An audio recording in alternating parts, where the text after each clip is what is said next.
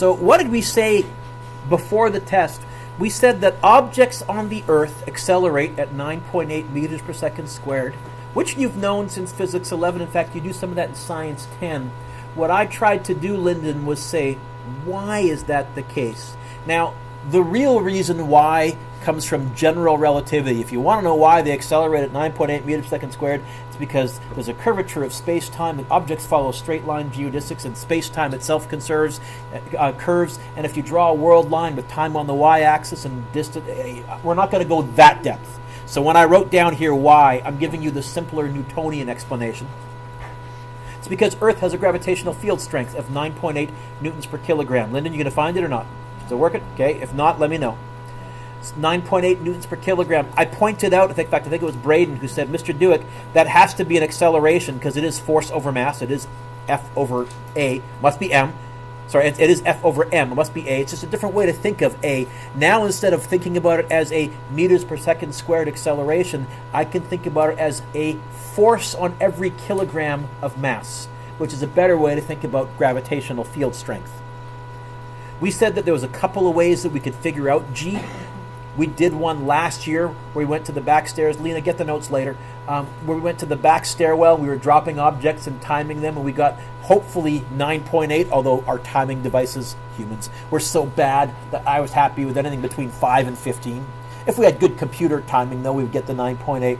And then the other way I said was if you just hung a mass in the gravitational field and you actually measured the force of gravity and you divided it by the m, that gives you the 9.8 as well. The problem is both of those require us to be on the planet to measure it. How the heck can we figure out what G is on the moon before we go to the moon? Because we need to know this if we're going to build rockets to land on the moon. Or to build probes that land on Mars. Did we know what G was before we landed on there? Yes, we did. We said that you could calculate universal gravitational field with this. This formula you want to put on your blue sheet. It is not on your yellow sheet blatantly, but I'll show you in a second that it is there very subtly. Little g universal gravitational field is big G, big M over d squared, or honestly, we're going to more and more think about it as r squared because we're going to start to move around in circles, but you can think about it as d or r. Either one is just fine.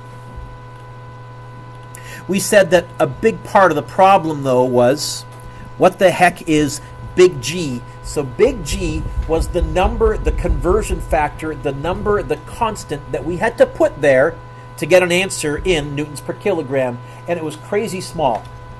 It's 6.67 times 10 to the negative 11. Also on your formula sheet, on the page where you have all the constants, it's the first one. And I think I even pointed out many of your calculators might have that one built in if you look at the back, because it's such a common one. I showed you how it was measured using Cavendish's experiment. And then I showed you that one of the first things that we did once we knew big G is we started out with universal gravitation and we got the m by itself because that allowed us to calculate the mass of the Earth. That's how we know. There's other ways we've since calculated the mass of the Earth, but that was one of the easiest ones. Okay. Pause here. Pick up the pace. Here we go. We've said that gravity is a force that exists between the Earth and masses on its surface. Actually, Newton showed that gravity is universal. Any objects with mass exert a gravitational force on any other object with mass. So I'm going to pick right now on Eric.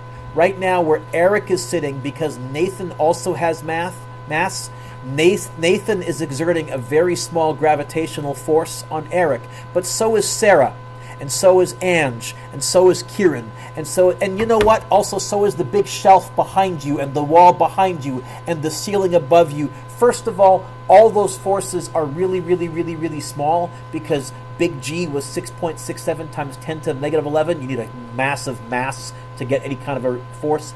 And they roughly all cancel out anyways because roughly, Eric, in all directions, there's roughly the same mass in all directions. And so the net force on you from all the submasses is zero. We look at the Earth and we ignore the rest.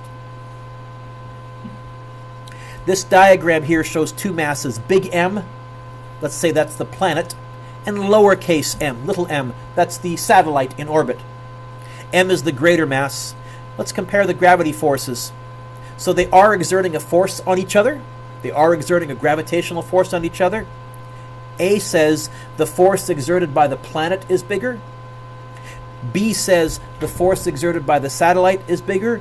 C says they are the same.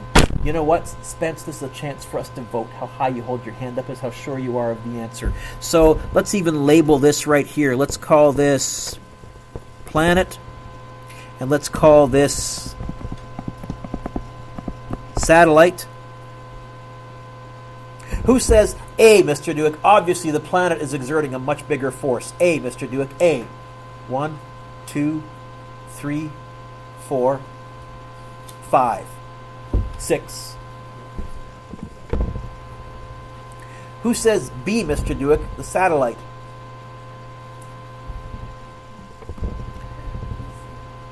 You say B just to be different? Who says C? They're the same. 3, 6, 7, 8. Convince me. Yeah. Are you attacking or defending? Which answer? A is wrong. A is wrong. Why? Forces come in? Yeah.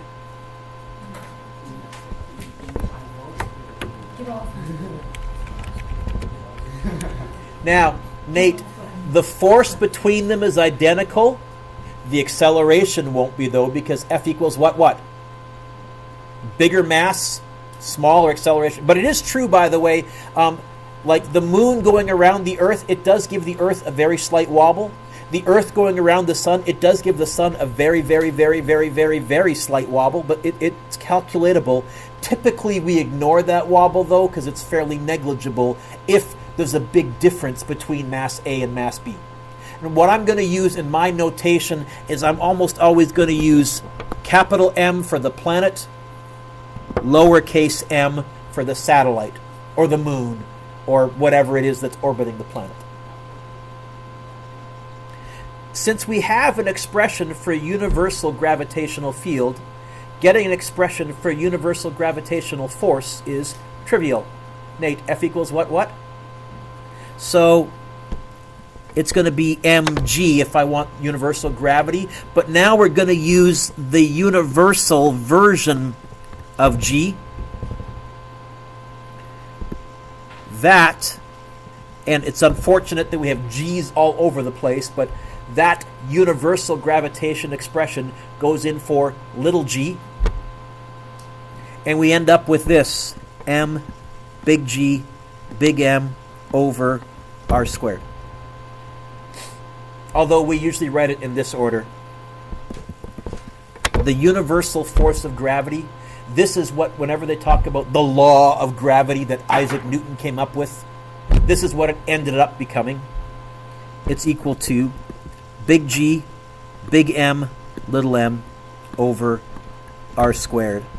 Or big G, M1, M2 over r squared if you're not dealing with a planet and a satellite, if you're just dealing with two separate masses. This is the one that's on your formula sheet, on your yellow formula sheet. Nate, F equals what? And in that equation, in F equals ma, is the m uppercase or lowercase? F equals what? Look up. Do you see why I told you if you have this equation here, you kind of have the lowercase g sticking out of there? There's the a, there's the m, a. So I didn't put this equation on your yellow sheet. It's kind of hidden inside there. It's what leads to this equation. We can put that in the box here then. The universal force of gravity is equal to big G, M1, M2 over r squared.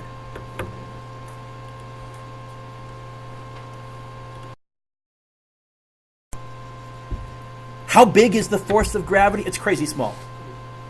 Suppose I have two 1 kilogram masses separated by 1 meter. 1 meter is about like this. Okay? How big is the force of gravity between them? We can calculate it. No calculator required. Put your calculator away. We're going to go like this. The universal force of gravity. I thought I hit unfreeze. There we go. The universal force of gravity is equal to big G m1 m2 over r squared. Meneer, what's big G? More specific, 6.67 times 10 to the negative 11. You don't have to memorize that. You probably will this unit because you get sick of looking it up, but it's on the back of your formula sheet. It's the first constant that I gave you. What's mass 1, Meneer? What's mass 2, Meneer? What's R? You see why I said you didn't need your calculator? 6.67 times 10 to the negative 11 times 1 divided by 1 divided by what? You know what? Which is crazy small. Now this would be in newtons, 0.0000000000667 newtons. Negligible. Can we measure it? Yes. Yes, we can. I should also point out, we are assuming that the Earth is perfectly, for all of these, you know what, I'll come back to that. I'll mention that we look at the Earth. Take that back. This works anywhere. This will allow you to calculate the force of gravity between two objects. What's the direction of the force of gravity? Put your pencil down. So which way is the force of gravity? Yeah, I'm rarely going to ask you directional questions. It's going to be towards the center of mass of the planet or the object. If the force of gravity between two equal masses is separated, m, separated by distance d is f. So if we have this, f equals big G m over d squared. What will the force of gravity be if we double the distance? If I replace the d with a 2d, 4 times weaker or stronger? Because the d is on the, so as it gets bigger, the answer gets smaller. So 4 times weaker. By the way, this squared term on the bottom is called an inverse square law, and it actually is one of the fundamental laws of the universe. Anything that radiates out has a squared on the bottom. So for example, if you ever buy a campfire and you can feel the heat radiating on your hands, if you go twice as far away, 4 times less heat.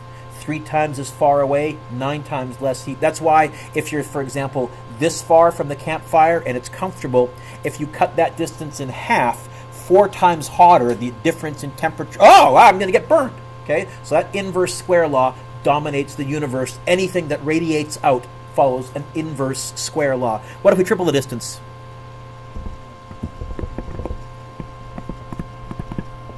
I'm using times sign for times. Quadruple the distance.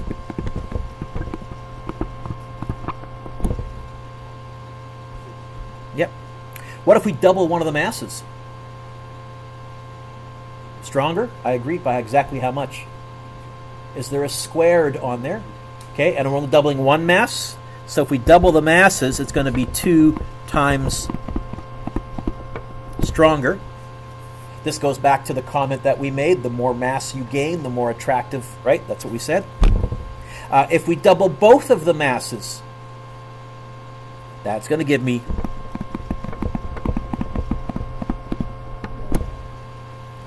what if we cut the distance in half? It's going to be 4 still because of the 2, but we're making it smaller in the bottom. A smaller number in the bottom gives us a bigger answer. What did you say, Braden? So there's 2 ways that I can make gravity 4 times stronger. Double each mass or cut the distance in half. What if I double both of the masses and I double the distance? 4 times stronger and 4 times weaker gives you same. Gravity is usually minuscule unless one of the masses is huge, for example, a planet, a star, or a moon. The mass of the Earth is 5.98 times 10 to the 24th, and its radius is 6.380 times 10 to the 6th. Find the gravitational force that the Earth exerts on a 50 kilogram person. So we're going to go like this. Universal law of gravity is big G. I'm going to go big M, little m, where big M is the Earth, little m is the person, all over r squared. We're going to use the radius of the Earth. Technically, we should use the radius of the Earth plus the man's center of mass height, the person's center of mass height, but that little tiny extra distance is so negligible compared to the radius of the Earth. We're just going to use the radius of the Earth. So let's plug in our numbers. The force of gravity is going to be, what's big G? 6.67 times 10 to the negative 11. What's big M? 5.98 times 10 to the 24th.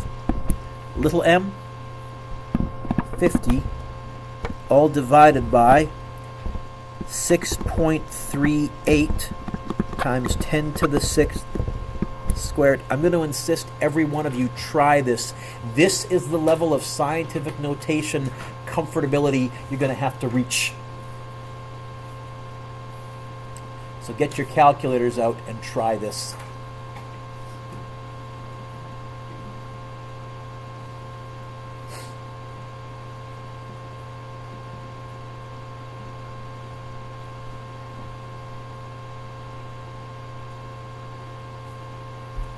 Of course, I can do this in my head.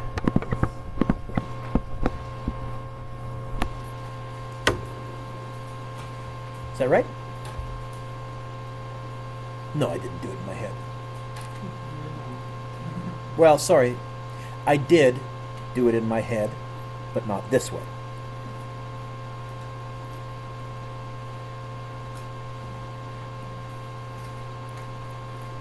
What was the force of gravity in Physics 11?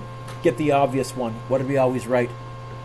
No, what did we always write? Get the obvious one. What? Here's what I did. I said, you know what? That's little m. This whole thing is G.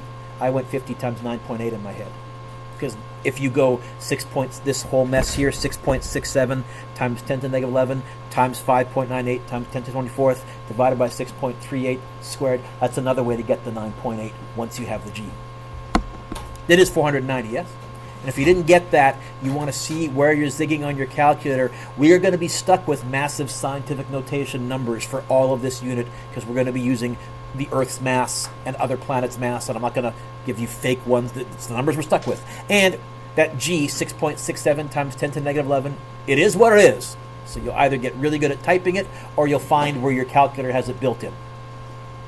So I wrote down here, this result shouldn't be surprising because if you calculate the force of gravity using Fg equals mg, I also get 490 newtons. So I did it that way, in my head. What's your homework? Holy short lessons, Batman. So what I haven't done with you, but I should say, as far as I'm concerned, Lena, it's fair game. I can give you the force, and you can find one of the masses. I'll have to give you the other one. I can give you the force, both masses, and you can get the R by itself. So as always, going forwards, going backwards is fair game. I guess the only thing I'll never bother doing is asking you to find big G, because that's the same anywhere in the universe. It's 6.67 times 10 to the negative 11. So I guess I could ask you to prove that big G was 6.67 times 10 to the negative 11, but it is what it is. But as far as I'm concerned, as always then, 1, 2, 3, there's really 4 variables. Any 3, you can find the 4th. What's your homework? Number 1. Number 3.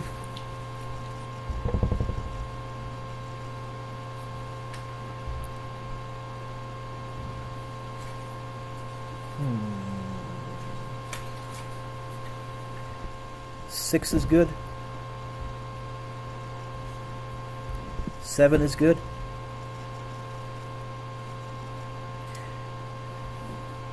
If you look at number 8, what did I underline? You'll have to convert that to meters. Look up. What did I also underline? So I've given you 2,000 kilometers above the Earth's surface, which really is 8,380 kilometers from its center, and that's what you'll have to convert to meters, and that will let you find the gravitational field strength up there. So number 8 is fair game. 9 is fair game. 10 is fair game. 10 is so easy that it's tough. 11 is nice review.